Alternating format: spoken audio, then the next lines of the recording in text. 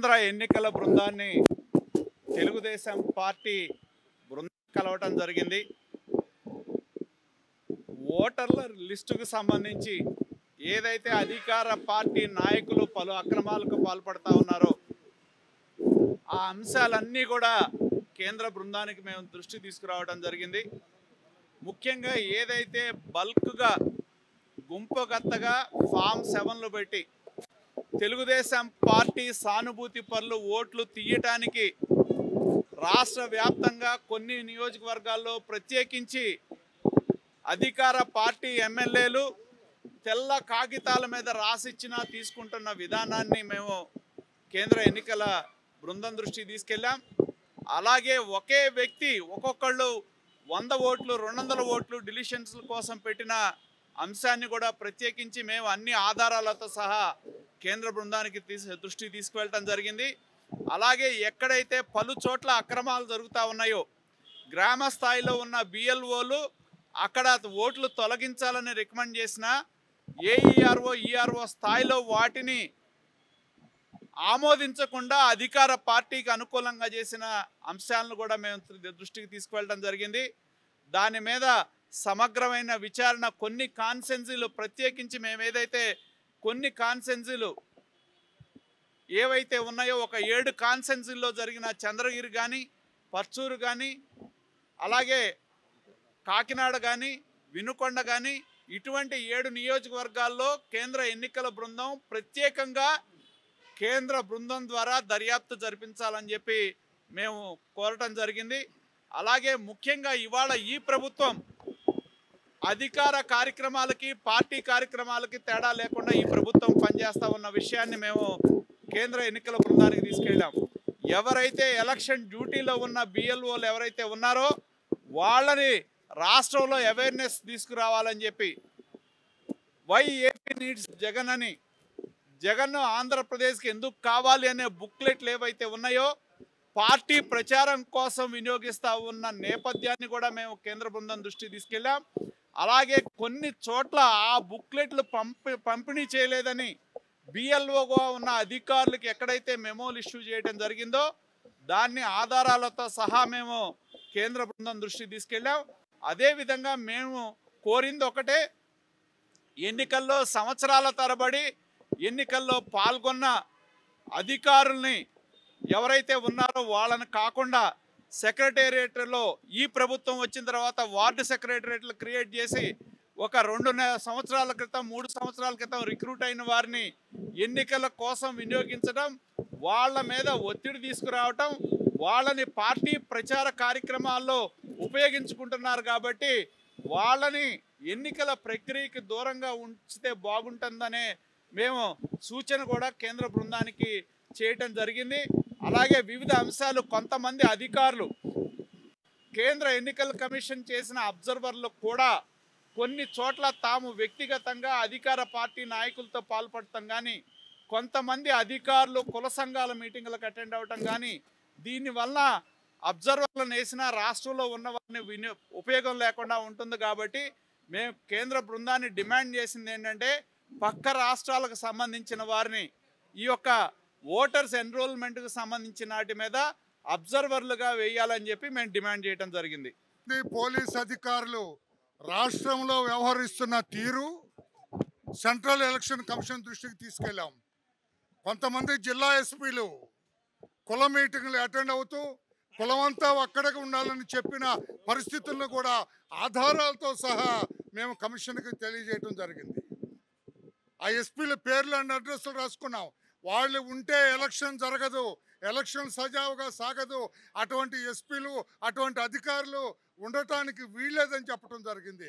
వాళ్ళు కూడా నవ్వారు. మా దగ్గర సమాచారం ఉంది, ఏ అధికారి ఏమి డ్రామాలు వేస్తున్నారో అంతా మా దగ్గర సమాచారం ఉంది. సమయం వచ్చినప్పుడు వాళ్ళ తోకలు కట్ చేస్తామని చెప్పారు వాళ్ళు. సమయం వచ్చినప్పుడు ఆ అధికారులు ఎంత పెద్ద అధికారులైనా కావచ్చు, వాళ్ళ తోకలు కట్ చేస్తాం, మీరు నిశ్చింతగా ఉండండి, ఎలక్షన్లు సజావుగా సాగేటట్లు చూస్తామని చెప్పారు. ఈ సందర్భంగా నేను ఈ రాష్ట్రంలో ఉన్న అధికారులందరికీ, పోలీస్ కావచ్చు, రెవెన్యూ కావచ్చు, ఇతర డిపార్ట్మెంట్ అందరూ కూడా మీ పరిధిలో మీరు వ్యవహరించండి. పరిధి దాటి వ్యవహరిస్తే ఫలితాన్ని మీరే అనుభవిస్తారని చెప్పి తెలియజేస్తున్నాం. Thank you. గత సంవత్సరం కాలం నుంచి ప్రతిపక్ష పార్టీగా తెలుగుదేశం పార్టీ ఈ రాష్ట్రంలో ప్రతి ఒక్కడికి అర్హులైన ప్రతి ఒక్కరికి ఓటు హక్కు ఇవ్వమని చెప్పి అక్రమంగా అధికార పార్టీ ప్రభుత్వం యొక్క చొరవతో తొలగిస్తున్న ఓట్లని అక్రమంగా తొలగిస్తున్న ఓట్లు ఫామ్ 7ని కంట్రోల్ చేయమని చెప్పి అలాగా ఎవరైతే ప్రభుత్వానికి అనుకూలంగా అక్రమంగా వ్యవహరిస్తున్నటువంటి అధికారుల మీద చర్యలు తీసుకోమని ఏఈఆర్ఓలు కానించి డిప్యూటీ ఈఆర్ఓలు కానించి ఈఆర్ఓలు అలాగే రాష్ట్ర ఎన్నికల కమిషన్ వరకు ఆఖరికి తెలుగుదేశం ప్రభుత్వం పార్టీ ఢిల్లీ వెళ్ళి స్వయానా చంద్రబాబు నాయుడు గారు కలిశారు. మేము వెళ్ళి స్వయానా ఎలక్షన్ కమిషన్ ఆఫ్ ఇండియా కలిసాం. కానీ ఇవాళ వరకు ఏదైతే చర్యలు చేపట్టకుండా ఇంకా ప్రభుత్వ ఒత్తిడితో ఫామ్ 7ని అక్రమంగా పెడతా ఉన్నారో ఎన్నిటిని కూడా ఎన్నికల ఇవాళ వచ్చినటువంటి ప్రత్యేక అధికారులకు టీం దృష్టికి తీసుకురావడం జరిగింది. మేము ప్రత్యేకంగా చెప్పాం, ఇప్పటికీ పలుమార్లు ఫిర్యాదు చేశాం, కానీ చర్యలు మాత్రం నామమాత్రంగానే ఉన్నాయి. అనేక చోట్ల అధికారులే వైసీపీ కండువా కప్పుకొని పనిచేస్తూ ఉన్నారు. బిఎల్ఓల్ని సెక్రటేరియట్ సచివాలయ గ్రామ సచివాలయ సిబ్బందిని సొంత పార్టీ కార్యకర్తల్లాగా వైఎస్ఆర్ ప్రభుత్వం ఉపయోగించుకుంటా ఉంది. ఇది ఎన్నికల నియమాలకు వ్యతిరేకం. ఇది దాన్ని స్పష్టంగా కూడా విత్ ఫోటోలతో వాళ్ళకి ఇచ్చినటువంటి బిఎల్ఓలకు ఇచ్చినటువంటి ఎవరైతే వైఏపీ నీడ్స్ జగన్ కార్యక్రమంలో పాల్గొన్నటువంటి బిఎల్ఓలకు ఇచ్చినటువంటి నోటీసులు ఛార్జ్ మెమోలు అన్నిటిని కూడా విత్ ఫోటోలతో సహా ఎన్నికల ప్రధాన అధికారులకి టీంకి సబ్మిట్ చేయడం జరిగింది. మేము ఈసారైనా సరే ఈ రాష్ట్రంలో జరుగుతున్న అక్రమాల మీద ఎన్నికల కమిషను కేంద్ర అధికారుల దృష్టికి తీసుకెళ్ళాం కాబట్టి చర్యలు ఉంటాయని భావిస్తూ ఉన్నాం. ఇప్పటికే అనేక సార్లు తీసుకెళ్ళాం, కానీ ఆ నామమాత్రంగానే చర్యలు ఉన్నాయి.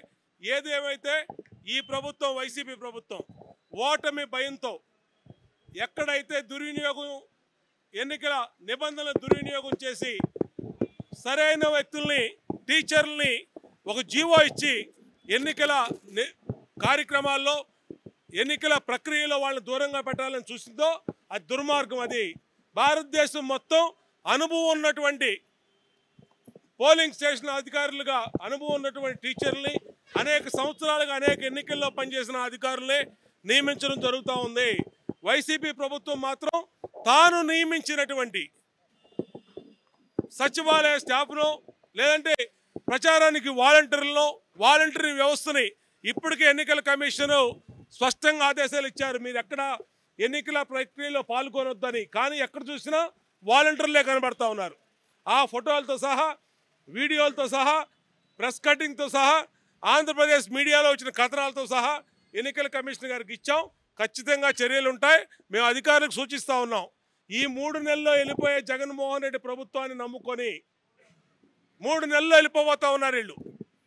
తర్వాత 3 నెలల తర్వాత తాడేపల్లె ఖాళీ అయ్యుద్ది. అటువంటి పరిస్థితుల్లో మీరు వీళ్ళ మాటలు నమ్ముకొని మీ ఉద్యోగాలు రిస్కులో పెట్టుకోవద్దు. ఏదైతే జిల్లా ఎస్పీలో కలెక్టర్లో ఏఈఆర్ఓలో ఎంఆర్ఓలో అక్కడ ఎమ్మెల్యేలు మరి ఇష్టారీతిన వాళ్ళు చెప్పినట్టు పనిచేస్తూ ఉన్నారో వాళ్ళందరికీ తెలియజేస్తూ ఉన్నాం, మీ ఉద్యోగాల్ని రిస్కులో పెట్టుకోవద్దు. చట్టం ముందు ఎవరు అందరూ కూడా సమానమే. 3 నెలల్లో వెళ్ళిపోయే రాజకీయ పార్టీ వైఎస్ఆర్ కాంగ్రెస్ పార్టీ 3 నెలలు అధికారంలో పోద్ది, కానీ మీరు ఇక్కడే ఉద్యోగం చేయాలా. మీరేం పాకిస్తాన్లో ఉద్యోగం చేయడానికి కుదరదు. జగన్మోహన్ రెడ్డి అంటే ఎక్కడికైనా వెళ్ళిపోతాడు సూట్ కేసు సర్దుకొని, పక్క రాష్ట్రం వెళ్ళిపోతాడు, పక్క దేశం వెళ్ళిపోతాడు. కాబట్టి ఎన్నిటిని మేము తెలియజేస్తా ఉన్నాం. ఖచ్చితంగా మా హక్కుల కోసం ఎలక్షన్ కమిషను నిర్ణయించినటువంటి నిబంధనల కోసం తెలుగుదేశం పార్టీ పోరాటం చేస్తుంది. తీసుకెళ్ళాం, ఆల్రెడీ జీవో కూడా ఇచ్చారు. ఎక్కడా ఇవ్వనటువంటి వాళ్ళు జీవో కూడా ఆంధ్రప్రదేశ్ ప్రభుత్వంలో ఇవ్వడం జరిగింది. దాన్ని కేంద్ర ఎన్నికల కమిషన్ దృష్టికి మొన్న మేము ఢిల్లీ వెళ్ళి చెప్పాము. మళ్ళా దాన్నే ఇవాళ కంప్లైంట్గా మా లెటర్ కూడా ఇచ్చాం. ఇచ్చినాక వాళ్ళు ఖచ్చితంగా పరిశీలన చేస్తూ ఉన్నారు. ఇది వ్యతిరేకం, ఇతర రాష్ట్రాలు ఎక్కడ జరగట్లేదు. మొన్న 5 రాష్ట్రాల్లో జరిగిన ఎన్నికలు తెలంగాణలో, మధ్యప్రదేశ్లో, ఛత్తీస్గఢ్లో, రాజస్థాన్లో మరి జరిగితే ఎక్కడా కూడా ఇలాంటి ప్రక్రియ లేదు. అన్ని చోట్ల టీచర్లనే ఉపయోగించారు. కానీ ఇక్కడ మాత్రం ఆంధ్రప్రదేశ్లో వాళ్ళని ఎన్నికల పనికి దూరంగా పెడతాం అనేది దారుణం. మరిన్ని వీడియోస్ కోసం ఛానల్ ని సబ్స్క్రైబ్ చేయండి. లేటెస్ట్ అప్డేట్స్ కోసం వాట్సాప్ ఛానల్ ని ఫాలో చేయండి. అండ్ లింక్ డిస్క్రిప్షన్ లో ఉంది.